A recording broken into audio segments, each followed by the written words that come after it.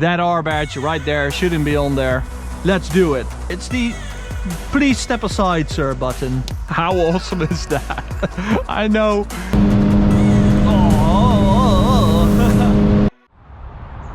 What's up guys, welcome to this POV review by AutoTopNL. My name is Martijn and today I'm taking a look at this Seat Leon Cupra.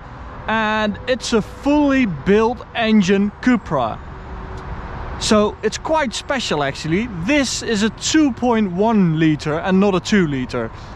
And it has a tuning capability of like 550 horsepower. Insane. But today I'm taking a look at like the run-in version. So we've still got the stock turbo, but we do have all the internal parts like the new pistons, the crank and so on. So let's check out how that drives. Before we begin, don't forget to subscribe to our channel and hit that notification bell to receive updates when we upload a new video, and check us out on Instagram at AutoTopNL. Okay, let's do a quick lap around the car and then take it to the Autobahn and go for a drive. So we've got this Maxton design front splitter. We've got a Cupra R little grille right here. This is not a Cupra R. This is a regular Cupra with a manual, just how I like them. Really like this gen of Cupra actually, because this was back in the day super affordable and you got lots of power. 240 horsepower actually, 241 to be precise, which is about the same as you get in a VW Golf GTI nowadays.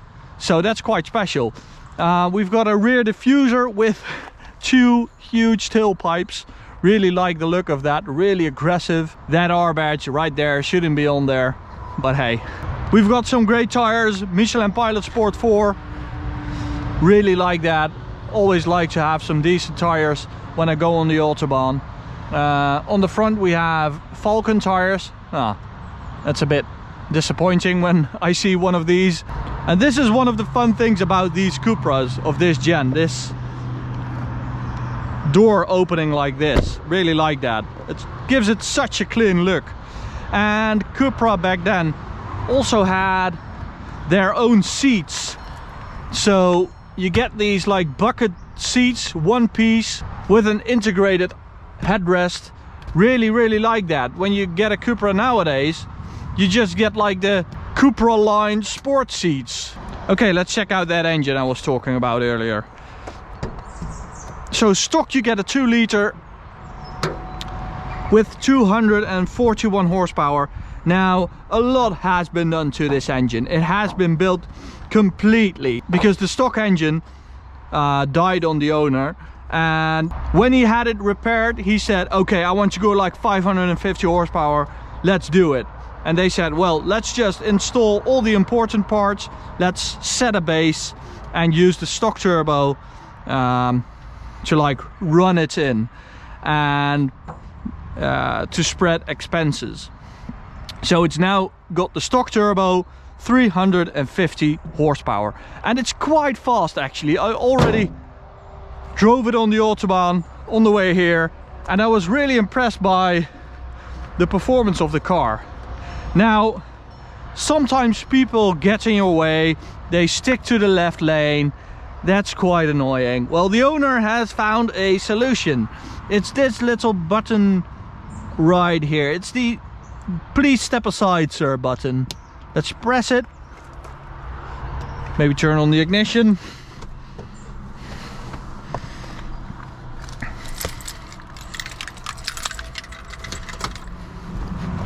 And let's check out what people see in their rear view mirror. How awesome is that? I know I shouldn't be liking this, but I do. It's funny, come on guys. Police lighting in your Seat Leon Cupra. I'm not advising you to install this, but hey, I think it's fun. Not going to use it while driving. Pretty sure the German police won't like me doing that, so let's not. Objects in mirror are losing. That's That's a bit cocky for 350 horsepower, but hey.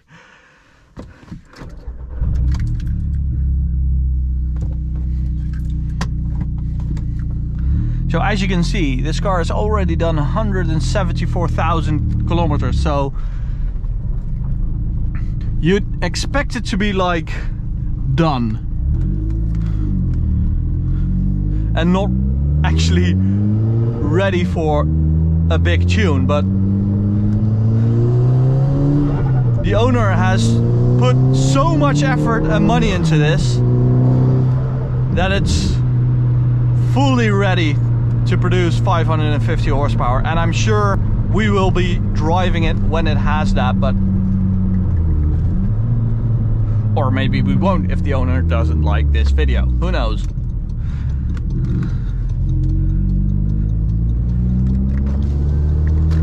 Sound check. Woohoo, that's quite loud.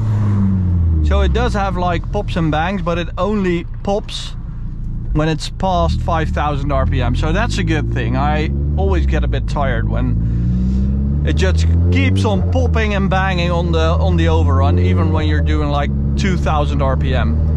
Okay, let's turn off the traction control. You get that annoying blinking light right there, and let's try third gear. Oh, spools up really quickly. Oh man, that's impressive. That was a strong pull. So it does have a little benefit with that 0.1 of a liter extra. It does make it feel a bit more full body, the engine, because these 2 liters of this gen can feel a bit empty. So that does help. Now of course it's also the way you produce the horsepower. It's not just about that number. 350 horsepower, you can also get that with just the stock engine, but because this has all these upgraded parts, it just feels much more racy and much more capable of handling that power, of producing that power, and it's a really nice feel. Oh, you get all these nice little sounds, some blow-off sounds in the front, some great exhaust sounds in the rear, and I'll give you some more in the tunnel.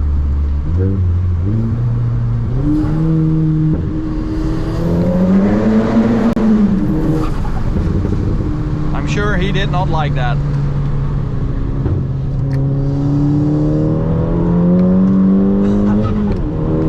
Oh man, this thing is on it. When I saw the car for the first time, I thought, oh man, it's a bit done. Not sure if I'm going to have any fun with this. But when I drove it for like 5 minutes, I thought, well, this has been really well maintained, really well built.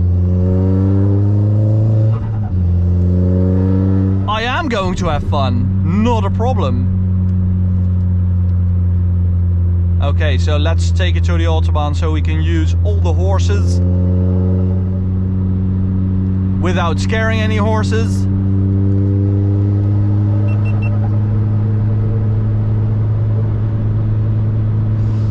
Man, it's a nice day for a tuned car. It's quite early, 10 o'clock,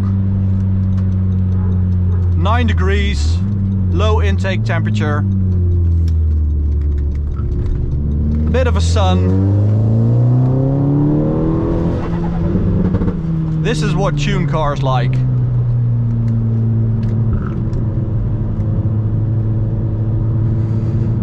Oh, maybe try second. Let's see how it copes in second. Quite well, actually. Oh, nice bang. In between my shifts. Oh. Here we go. 100 to 200, it did pretty damn good.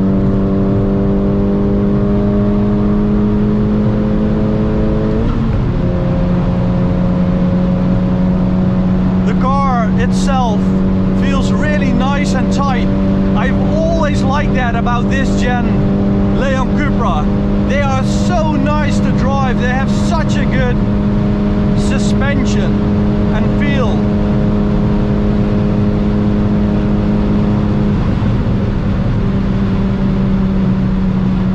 That's 250-ish. And now let's see how it can build torque with all those new performance parts. I'm just going to keep it in sixth.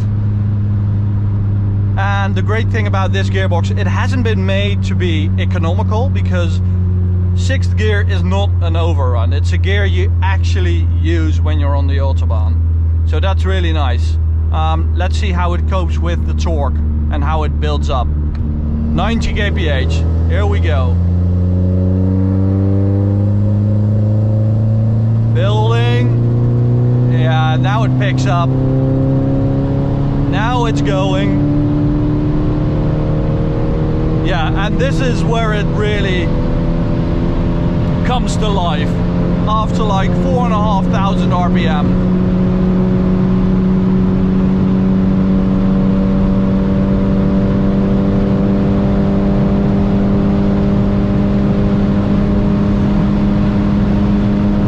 Oh, don't want to stress it too much.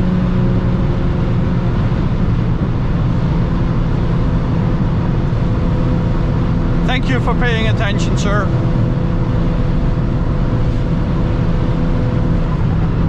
So I'm really curious what it will be like with that bigger turbo, because you do feel that this turbo is now at its end, both at the end of its life and at the end of its capability. So